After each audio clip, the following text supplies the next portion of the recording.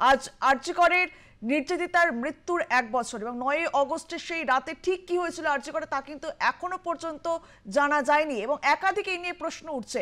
ফের রাত দখল, প্রতিবাদ মিছিল, আজ মশাল মিছিল রয়েছে এবং 8ই আগস্ট অর্থাৎ আজ মিছিল কলেজ স্কয়ার থেকে শ্যামবাজার পর্যন্ত, পরে রাতজাগা কর্মসূচি শ্যামবাজারে।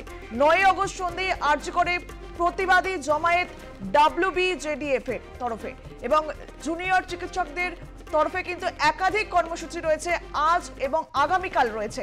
মিছিল শেষে শ্যামবাজারের রাত দখলের ডাক, আজ মশাল মিছিল হবে, তারপরে কিন্তু রাত দখল। 8 তারিখ অর্থাৎ আজ রাত 9টায় মশাল মিছিল কলেজ স্কয়ার থেকে শ্যামবাজার পর্যন্ত। 8 তারিখ রাত 12টা থেকে 9 তারিখ ভোরবেলা পর্যন্ত শ্যামবাজারে সারা রাত ব্যাপী অবস্থান ও প্রতিবাদ কর্মসূচি।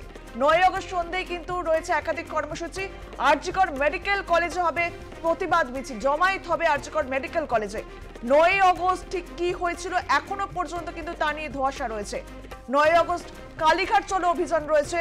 9 আগস্ট ডাক দিয়েছেন সিনিয়র চিকিৎসক সংগঠন, কালীঘাট অভিযানের ডাক দিয়েছেন তারা। অভয়ার মা বাবাকে নিয়ে 9 আগস্ট এই মিছিল চলবে। 8 এবং 9 আগস্ট একাধিক কর্মসূচি রয়েছে। 9 আগস্ট রয়েছে নবান্ন অভিযান শুভেন্দু অধিকারী এবং সেখানে উপস্থিত থাকবেন নির্যাতিতার বাবা মাও। 8ই আগস্ট মশাল মিছিল থাকবে। এ বিষয়ে আমরা কথা বলবো। আমাদের সঙ্গে রয়েছেন আমাদের প্রতিনিধি সায়ন্তিকা বন্দ্যোপাধ্যায়। সায়ন্তিকা, আরজিকরে অভয়ের মৃত্যুর 1 বছর, ফের রাত দখলের ডাক, ঠিক কি কি কর্মসূচি রয়েছে 8 এবং 9 আগস্ট, কি জানতে পারছো এই বিষয়ে?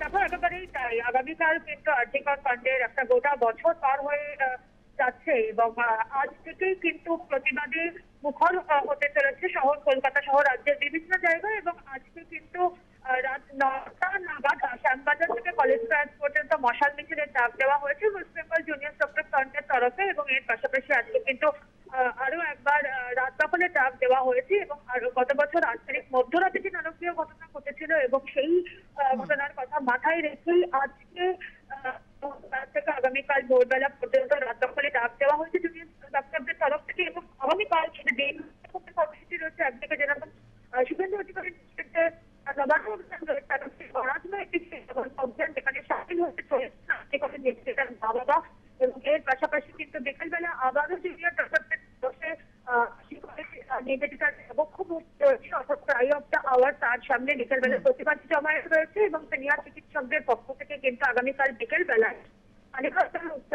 পাশাপাশি রাজ্যের বিভিন্ন জায়গায় কিন্তু নির্যাতিতার স্মরণে প্রতিবাদ হবে এবং একটা গোটা বছর পার হয়ে যাওয়ার পরেও এখনো পর্যন্ত বিচার পাননি, সেই দাবি নিয়ে কিন্তু একটি গুচ্ছ কর্মসূচি রয়েছে। অঙ্কিতা, বেশ নজর রাখো, ধন্যবাদ তোমায়। 8 এবং 9 August West Bengal junior doctors ফ্রন্টের পক্ষ থেকে একাধিক কর্মসূচি রয়েছে। 8 তারিখ অর্থাৎ আজ রাত 9টায় মশাল মিছিল কলেজ স্কয়ার থেকে শ্যামবাজার পর্যন্ত।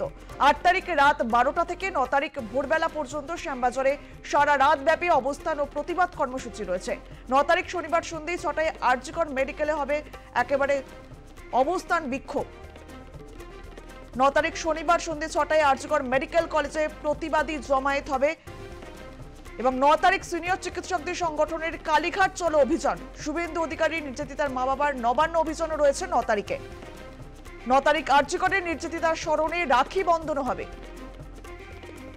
আরজিকরে অভয়ের মৃত্যুর 1 বছর, ফের রাত দখলের ডাক। 8ই আগস্ট মশাল মিছিল কলেজ স্কয়ার থেকে শ্যামবাজার পর্যন্ত।